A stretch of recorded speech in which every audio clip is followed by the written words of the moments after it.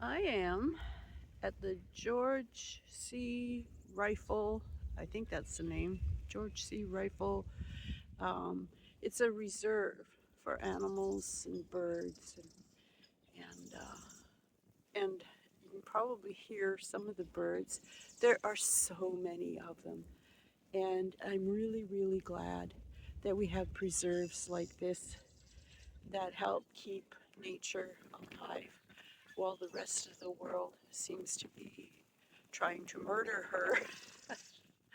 All right, that's the end of my, speech, guilt trip speech.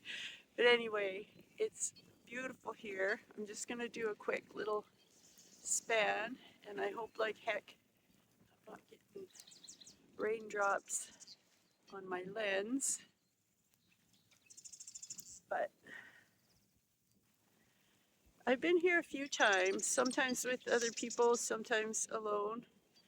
And it always seems like a new place to me in a way. It always seems like something new to wonder over, just so pretty. Thank goodness we have places like this in the world, keeping the rest of the planet alive.